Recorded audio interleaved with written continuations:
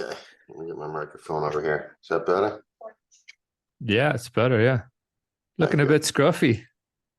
It's I gotta Friday. send you a razor, man. It's Friday, man.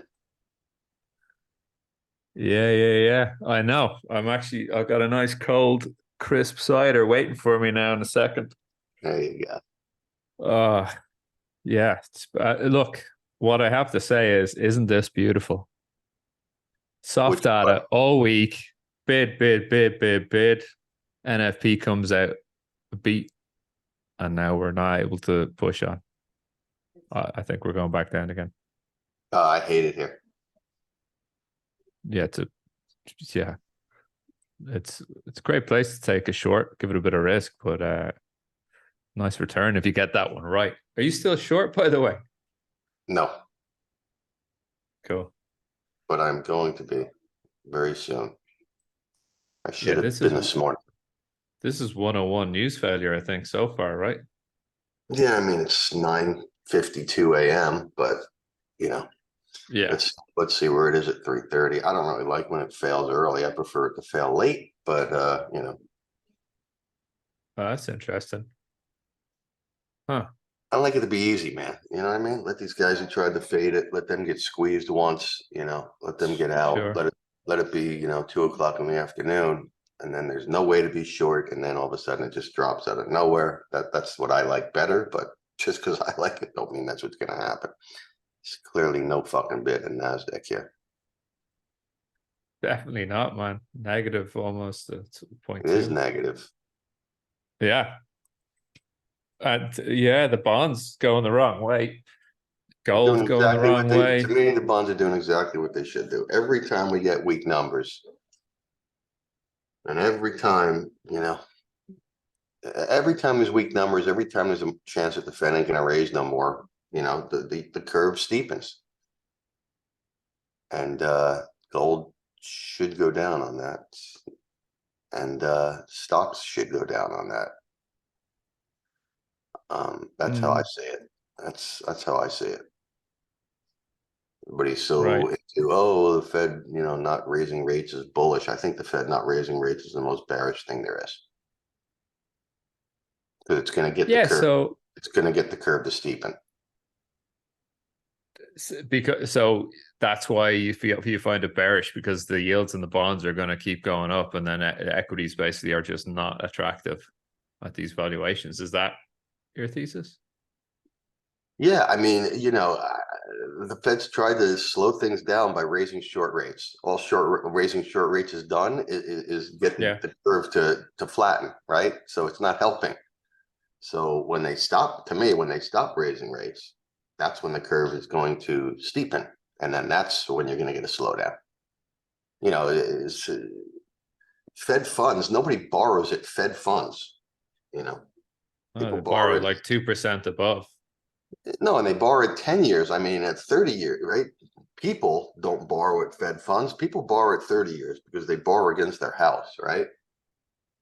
And Yeah. companies don't borrow at Fed funds. Companies borrow for the most part at 5 years, 10 years, that type of area, right?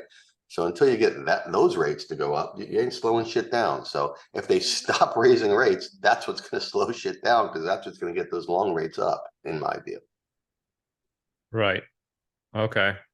So I mean, look, we're more shorter term traders. I mean, than this. I mean, okay, day trading, but also, holding for a week or a month. That's what we do here. But this week for us is always has really been about the Fed interpretation, right? And what the market's going to try and interpret out of if we have a miss on ADP, if we have like a drop in PCE, the Fed's going to be then less enthusiastic about a hike on the next meeting, and so then the markets just priced it in higher and higher and higher that there's going to be no hike at the next meeting, Yes. and then pricing in that we were going to get like with ADP that we'll get a miss on NFP, and then it's come in on a beat, and then the market's like it's basically like buy the rumor, and then today is sell the fact. That's Yes. kind of the easiest way to sum it up. That's what I think is I, going I, on. I But agree. that's a lot more short term than looking through to beyond September, essentially, on the looking at the 10-year. I mean, the big news was last night. Dan Nathan capitulated on all his bearishness. He's out, is he? Yeah, you laugh, but that's very big news. This is a man who's been bearish all year and who has decided to position himself in that bearishness as being short Nvidia and short Tesla all year. Oh, seriously? And he only got out yesterday. Yes. This guy's got to be remortgaging his house, man. No, he doesn't trade any size. He's a loser. But the point is, he's just wrong all the time. I've watched him. Poor Nathan, man. I've watched him forever. He's been wrong consistently over many, many, many years. And he came out last night and said he's done being bearish, and he thinks that the market could, the last part of the year, it could do what it did in the last part of 99. And so if you're short, you got to watch. His quote was, you got to watch your keister. He's telling us now, if you're short, you got to watch your keister. There's a guy who was short in a video from February until now. Man, that's a pain trade if I ever heard of one. Jesus Christ. I mean, so to me, that I'm not saying you short it just on that, but it's definitely a warning sign, man. I've been saying all year you cannot short this market until that guy gets out. And I heard there was a national panic in China when Kramer said the Chinese economy was robust and strong. It was a meme doing the rounds. Say again, sorry. There was a national panic in China when Kramer came out and said on CNBC that the Chinese economy was super strong and there was nothing to worry about. Yeah. Basically, the Kramer fade. Yep. Yeah, like what does Jim Cramer know about China? I love when any white man, I lived in Asia, man, for a long time. I love when any white man opines on China. They have no fucking idea what they're talking about. Nor do I. Like, even pretend like you know what's going on down there. The white man's been trying to figure that place out forever and has never had any success doing it. So one of the guys in our room actually runs quite a lot of property over there. And good. He's buying this dip, I think, on the property sector. He's loving it. Good. Yeah, Kirk, he's doing good. Oil. Did you buy any oil? I'm short heating oil. You're short, yeah, man. Not seasonally, this is a really bad time of the year, though, seasonally, to be trying to sell the Widowmaker, man. I mean, already gotten stopped once and short again, and if I get stopped again, then there's a nice short on that I was looking at, but only on a spread to crude. It's long crude short HO. I think the entry for that is like last week in October, last 10 days of October. That's a long time. Yeah, but it's you're spread against two different far out contracts. I think one of them is June. I think you're trading deck June or something like that, short deck June on that spread. But yeah, it's a tough one. That shit's way above my head. I don't have to do that, man.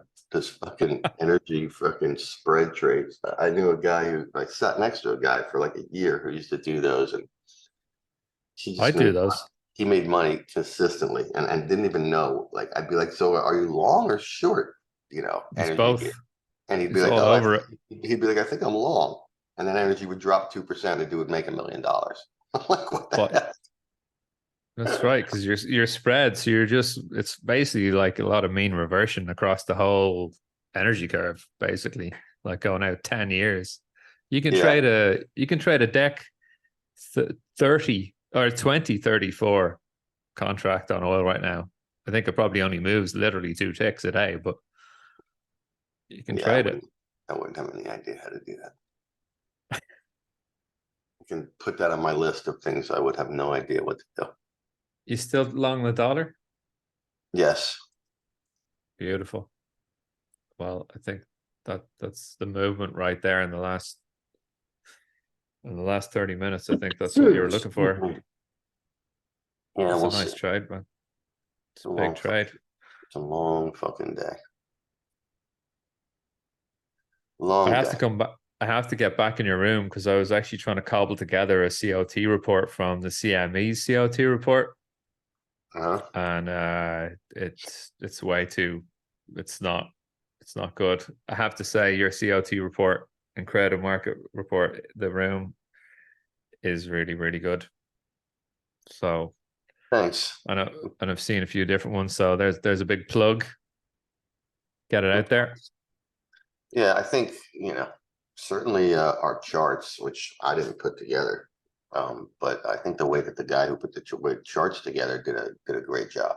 I used to use other charts, even for the report that I do every week. I used to use a different chart service, and wasn't that great, but it was the best thing I could find out there. And he just decided to go for it and put them together ourselves. And I think he did a phenomenal job because covers all the Yeah, markets. And it's also, you can change the dates if you want, and yeah, you can combine markets if you want. Hey, forget about just looking at the S&P. Let's look at all the stock indices together. You can do all that stuff. And so I think he did a really good job with that. I know it helps me. So yeah. It's brilliant.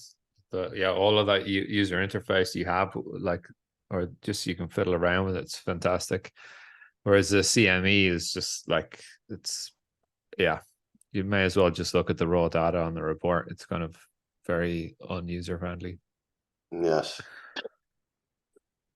So, did you buy global any manufacturing PMI just came out stronger apparently. I've muted our squawk there. The PMI is 43.9 on the manufacturing. Oh, looks stronger. I just think that I don't know, we're right where we were supposed to be at this point. Everyone came in super bearish this year. Everyone came in super recession coming this year. And now they are getting to the point where Goldilocks is here. And now they're all going to play the Goldilocks right when the market's going to top. That's truly what I think.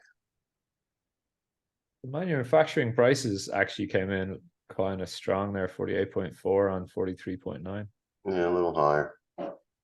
It's a little spicy. But yeah, I mean, if the market drops like, 2% from now, they'll be saying, oh yeah, it was the manufacturing prices. Yes, they That will. we'll blame it Even on that though, one. right, even though it's gone higher since that came out. Yeah, yeah. So, um, it was down going into it, and it's gotten higher since that came out. So they'll blame it on whatever they want to blame it on. But I haven't shorted the market yet, but I am chomping at the fucking bit. Yeah, I Probably would got have thought this is while prime we. Shapiro territory here, man. It is, but I don't do it. I gotta wait to see how it closes. I It'd be rude if it'd be rude and a little out of place if I didn't ask you how much Southwestern you have bought, and then you say none, and then I tell you that it's up like a gazillion percent since we last spoke. Just want to put that one out there. Yeah, I appreciate that, man. I didn't buy any because I don't trade stocks. But what's it called again? What's the ticker? Southwest Oh, Southwestern Energy. I was looking at it yesterday. I saw that thing came down, man. The high on that thing was unbelievable. It's up You mean another the one all-time percent. high? Yeah, Oh yeah. Yeah, it's because it's yeah, I mean, but look at when that was. That was like, let me get it up here. That was like the golden era of yeah, fracking. Like so if you kind of see when the fracking came in 20, I think it was 2010 was kind of yeah. when that kicked off, and the height of it was like 2014, Right. 6, 7, 8. Yeah, pretty much topped out in 2010. And then as the fracking came in, that's just loads and loads and loads of gas available because of the fracking, right? And then just drops off a cliff. So, but the rig count on fracking wells is super, super low now. And for some weird reason, there's a strike at an Australian gas plant that that is causing like the European markets to go crazy on gas because they think that the Chinese are going to be if the Australians stop producing gas, basically, then Chinese are going to try and bid against Europe for spare gas capacity in the Middle East. So this, I think that's kind of another positive story for not gas, but yeah. Well, I'm glad it's working for you, man. Yeah, I tend to try and do like one, really just like one big equity play a year, to be honest. I don't really trade equities that much. I'm a bit of a This is buy your and hold baby. man. This is your 23 baby. That's right. Yeah, that's right. I like buy and hold big dividends all day. Give me that all day. I love buy and hold. Buy, hold, don't take any pain. It makes life so much fucking easier. That's right. You can sleep at night. Yes. You're not running into the computer every 5 minutes to check the price. Right. Right. Which is just fucking hell. So, did you get out on your trip? You went on a not Ireland trip? Yes, I did. I went to some hotel type of thing up in the mountains here for a few days. Nice. Very Yeah, it was nice. pretty fun. Sweet. Well, I was just going to check in with you and see what was on your mind and what you were thinking about equities around here. And I yeah, ain't, I I suppose. ain't long them. I'm telling you that. I ain't short them yet, but I ain't long them right here. I'm waiting.